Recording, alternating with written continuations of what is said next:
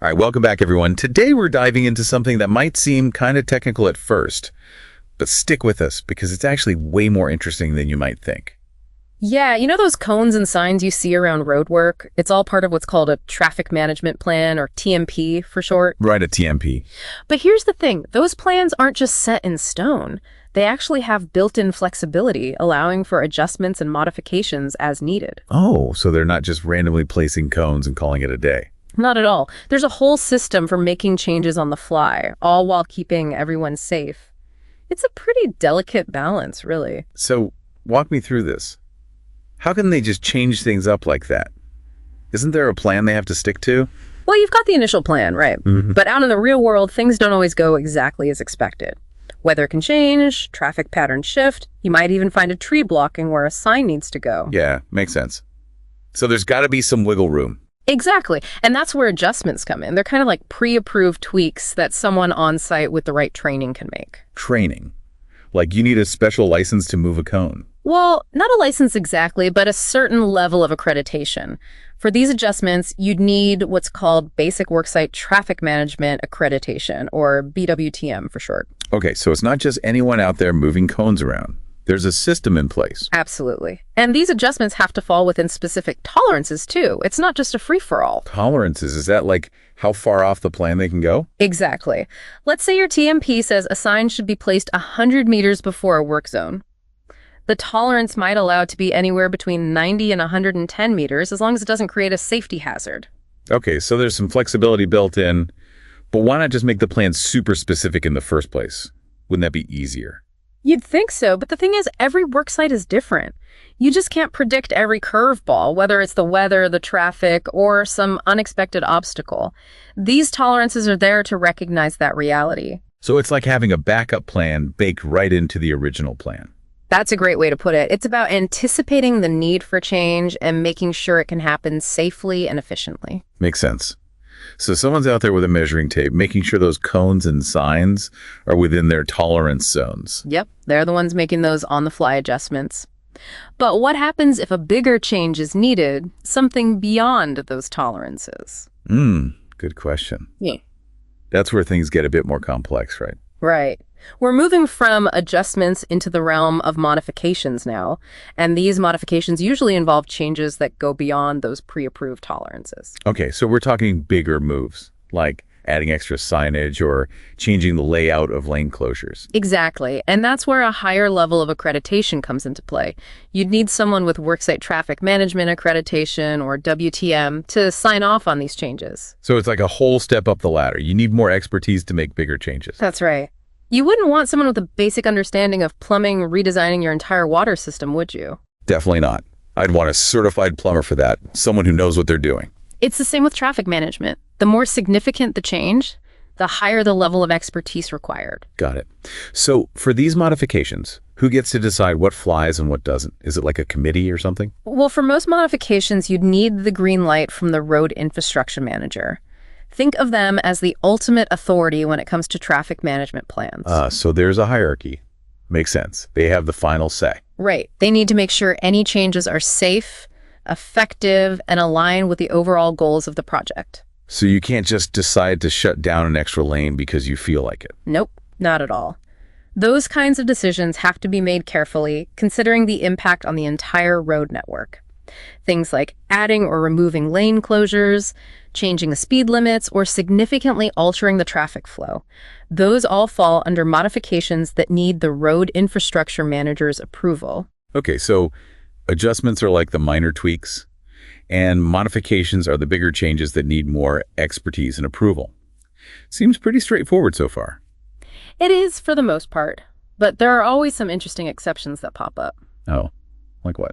Well, one that often surprises people is the rule about repeater speed restriction signs. You know, those signs that remind you of the speed limit further down the road? Yeah, I've seen those. What's the exception with them? For some reason, adding those repeater signs doesn't require that extra approval from the road infrastructure manager. Really? That's kind of surprising. You'd think anything involving speed limits would be a big deal. It is a bit of a quirk in the system. Maybe it's because they're essentially reinforcing an existing speed limit rather than introducing a new one. But whatever the reason, it's a good example of how, even in a structured system like this, there are always those little exceptions that keep things interesting. All right, so we've got adjustments, modifications, and this curious case of the repeater signs. But what about those really major changes? Like if you need to completely revamp the traffic flow around a massive construction project, what's that called? You're talking about substantial modifications now. These are the heavy hitters, the changes that go way beyond just tweaking a few cones or signs. We're talking major reconfigurations that can significantly impact the entire road network. So like the kind of changes that make drivers pull out their hair? Hopefully not. But you're right, they're big decisions. Imagine you're renovating your kitchen. You might move a cabinet or two. That's like an adjustment. But if you decide to knock down a wall and completely redo the layout, that's a substantial modification. It requires a whole different level of planning and expertise. Got it. So substantial modifications are the big leagues. They require top-level expertise and the approval of the road infrastructure manager.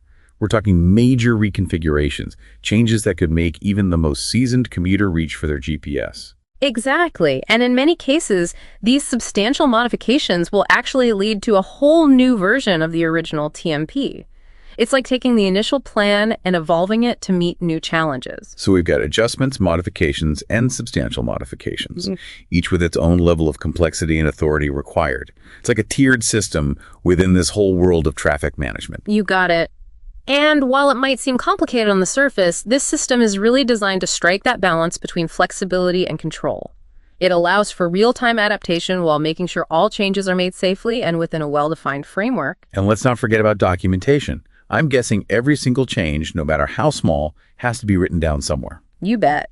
Documentation is crucial at every level. Whether it's an adjustment or a full-blown modification, it's not just about ticking boxes, it's about creating a clear and accurate record of how the traffic management plan was implemented and adapted. So it's about accountability and transparency, making sure everyone's on the same page. Exactly. And good documentation protects everyone involved, from the workers on the ground to the drivers navigating those ever-changing roadwork zones. It includes things like risk assessments for every change, updates to the plan itself, and detailed entries in a daily diary. Makes sense. If you're involved in a roadwork project, you got to keep track of everything. Yeah. But what about the rest of us, those of us just driving through these work zones? What's the key takeaway for us? Well, I think it's important to remember that those cones, signs, and lane closures aren't just random obstacles placed there to make your life difficult. They're all part of a carefully planned system designed to keep everyone safe. So next time I'm stuck in traffic because of a lane closure, I should just take a deep breath and remember that it's all for a good reason. Exactly. It's all about safety. Those changes, even the ones that seem small or inconvenient, are there to protect both drivers and the workers on site. So be patient, drive carefully, and appreciate the effort that's going into keeping everyone safe. All right, that's a great message to end on. This has been a fascinating look into the world of adjustments and modifications in traffic management plans. It's amazing how much goes on behind the scenes to keep those cones and signs in place, and how those seemingly simple changes can have a big impact on safety and traffic flow. But we've only just scratched the surface here. We have. In our next part, we'll delve deeper into the why behind this system. We'll look at those real-world factors that make flexibility so crucial and explore how it impacts projects on the ground. Sounds good. I'm already looking forward to it. We'll see you next time. See you then. Welcome back. Last time we got into the nuts and bolts of adjustments and modifications in those traffic management plans. TMPs. Exactly, TMPs. Yeah. But today, let's take a step back and think about the why. Why is all this flexibility so important in the first place? Yeah, we talked about all those different levels of authority, the tolerances, the documentation. It's a pretty intricate system. It is. But there's a good reason for all that complexity. It all comes down to one thing: real-world conditions. Okay, so it's not just about following the plan for the sake of it. There's more to it. Way more. Think about it. Weather can change in an instant. Traffic can be unpredictable. You might have unexpected obstacles pop up on the work site. Oh, yeah, good point. You can't plan for everything. Exactly. And that's where the flexibility comes in. It's about acknowledging that reality and having a system that can adapt. So you're saying it's like having a backup plan baked right into the original plan. I like that. It's about anticipating that things might change and having a way to adjust without throwing the whole plan out the window. Makes sense. So it's about being prepared for those curveballs. But how do you make sure it doesn't just turn into chaos? If everyone's just changing things up all the time, wouldn't it get messy? That's where that structured framework we talked about comes in. Remember those different levels of accreditation? Yeah. That's all about making sure the right people are making the decision. Right, so you don't have someone who barely knows what they're doing making a call that could affect everyone's safety. Exactly. Plus, you've got all that documentation to keep track of everything. Every change, no matter how small, has to be recorded and communicated. So it's a balance then. You need the flexibility to adapt, but you also need the structure to keep it from going off the rails. That's it in a nutshell. It's a constantly evolving process, really. You're reacting to the unexpected, but you're also trying to keep everything flowing smoothly. So it's like a dance. Then got to know the steps, but you also got to be ready to improvise when the music changes. That's a great analogy. And as the world changes with new technologies and all, this whole idea of flexibility in traffic management is becoming even more important. Oh yeah, we've talked about how automation and all that can change things. I think that'll affect how we approach adjustments and modifications. For sure. Imagine a system that can automatically adjust lane closures or speed limits based on real-time traffic data. Whoa, so like the roads could basically think for themselves. In a way, yeah. It could detect an accident or a sudden traffic jam and adjust things to keep everything moving as smoothly as possible. That's kind of mind-blowing. But what about human oversight?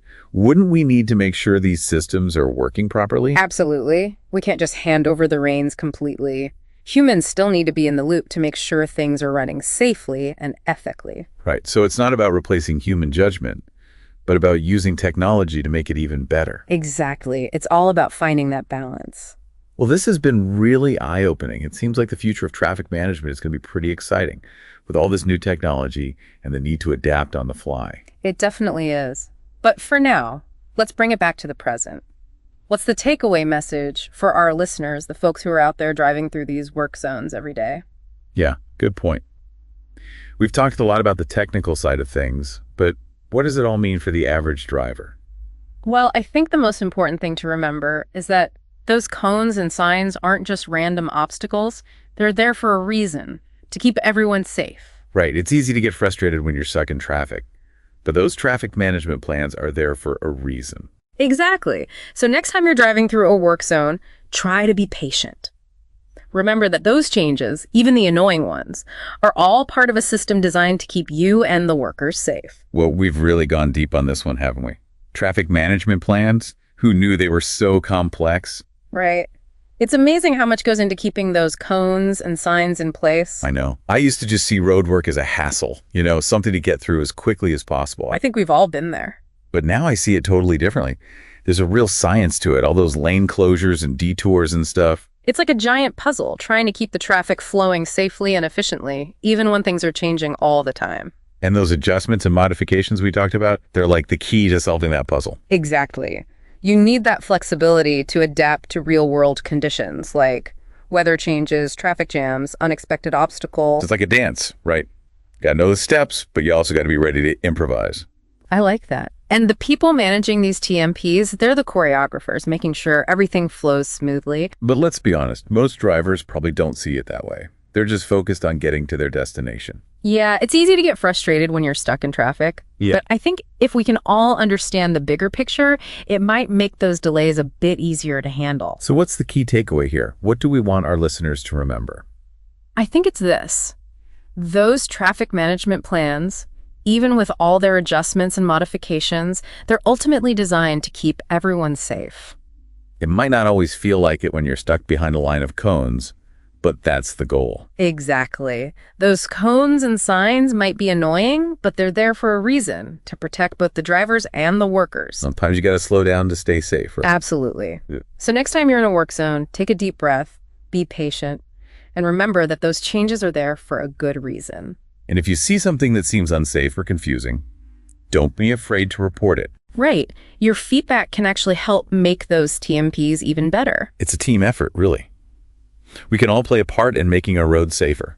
And who knows, maybe one day we'll all be in those self-driving cars, letting the technology handle the traffic while we relax. Now, that's a future I can get behind. But until then, let's all do our part to navigate those work zones safely and patiently. Well said. It's been a great conversation, really insightful. Thanks for joining us on this deep dive into the world of traffic management. We hope you learned something new. And until next time, drive safe, everyone. See you later.